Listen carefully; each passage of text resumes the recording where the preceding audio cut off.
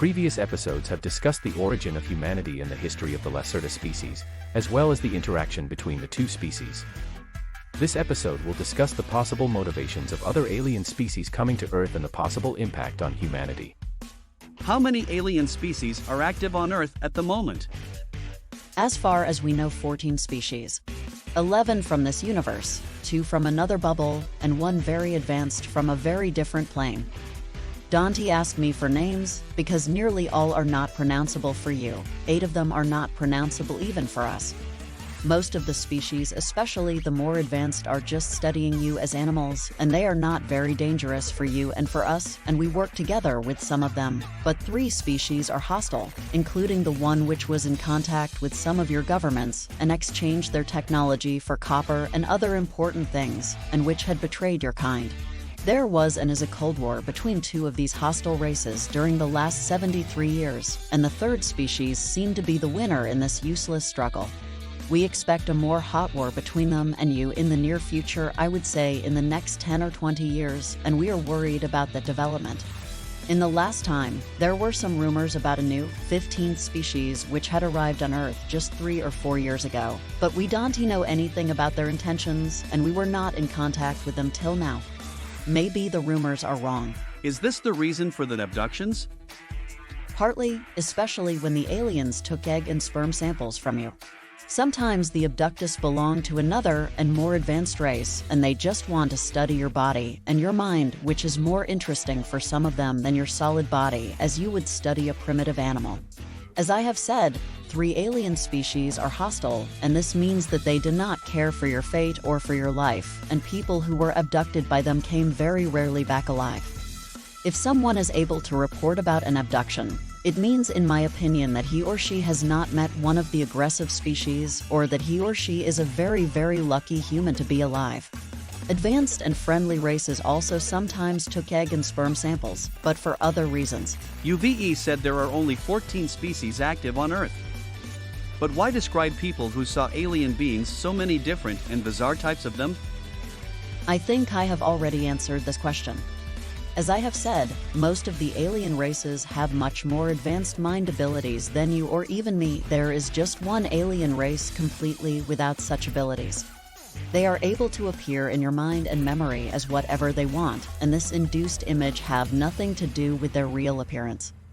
You remember them as normal humans or gray dwarfs or even extremely bizarre animals because they want you to remember that, or sometimes they want you to completely forget anything about a meeting with them. Another example. You can, for example, remember that you were just in a normal of your human hospitals and that some doctors were examining you, and you think not further about what have happened to you maybe till you discover that there is no hospital in the street where you supposed it, but in fact you were examined by them in one of their laboratories. You can't rely on your mind in this case. They appear in different shapes to confuse you and to make so-called abduction witnesses who were able to remember the events or who believe they are able to remember ridiculous in the public, and as far as we know, they are successful. Believe me, there are only 14 alien species on this planet, and only 8 of them abduct humans at the moment, again, as far as we know. In addition, not every one of your abductees is one, and some of the aliens in their reports are really just imagination or lies. What do the hostile alien races want? Various raw materials, including copper for their technology, your water, or better, the hydrogen in your water, which is a source of energy in advanced fusion processes, and certain chemical elements in your air.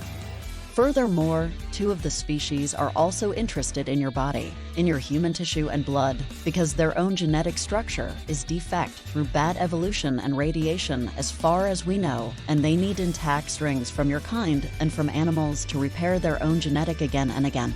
However, they are not really able to repair the defects completely because their DNA and your DNA is not fully compatible. My own species is absolutely incompatible with them, so they are not very interested in us.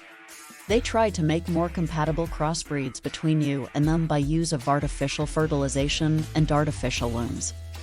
We suppose that the coming war between the 3 races, or between you and one or all of them, will be fought for raw material, hydrogen, air, and DNA. What do you mean with one species comes from a very different plane? Before I can explain that correctly to you, you must be able to understand the universe, and this would mean a maybe useless teaching of your mind, including the remove of some barriers of many weeks, and with teaching I mean not only teaching by words. I have said this with your word plane or level because you have again no better word in your vocabulary, and dimension would be in this case absolutely wrong. It is rather wrong even for another bubble, because a dimension cannot exist without planes. If you would be a species living in another or over the plane, and if you would be furthermore able to enter planes without technology so that your body is not made of that kind of matter, then you would be the mightiest being you can imagine.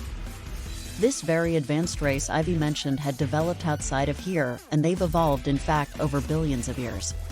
They would be able to destroy all of you and us and everything with just a single thought. We were in contact with them only 3 times in our whole history, because their interest in your planet is different from that of all other races.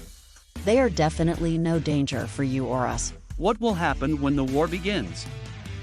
This is difficult to answer. It depends on the enemy race and on their tactic. War is not always the primitive thing you humans mean with the word. War can be fought on various levels. One possibility they have is the destruction of your social system by influence on political leaders. Another is the use of advanced weapon systems, which can cause earthquakes or volcanic eruptions or other disasters, including weather disasters, which may seem natural to you. The special fields from copper fusion Ivy mentioned earlier are able to have an influence on your global weather.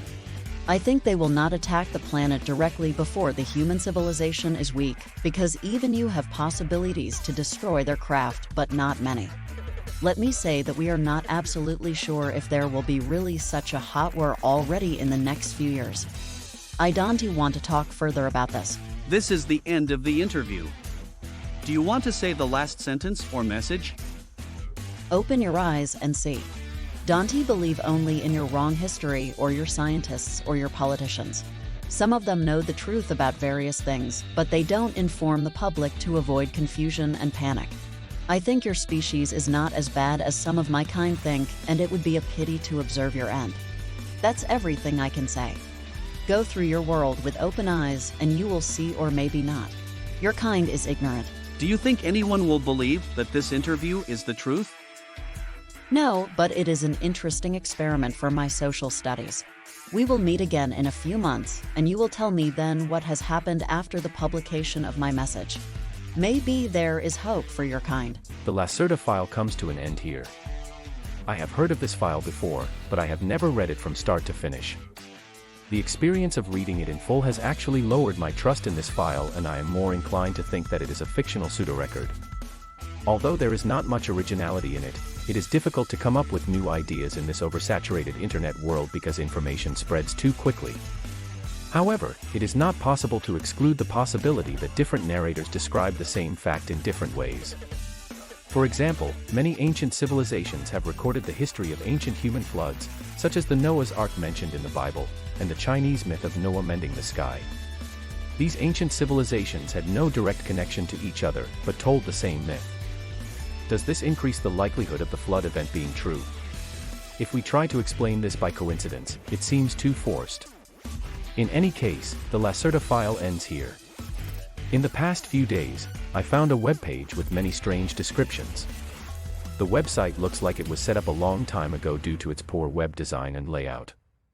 It is mentioned on the website that it was established in 1995, but it looks like it could have been set up much earlier, and the information on it seems to have not been maintained for a long time. It is surprising that such a website still exists. Let's see if there are any interesting stories or records worth discussing. If you enjoyed this film, please share, subscribe, and hit the bell so you don't miss out on the upcoming exciting program. Thank you for your anticipation.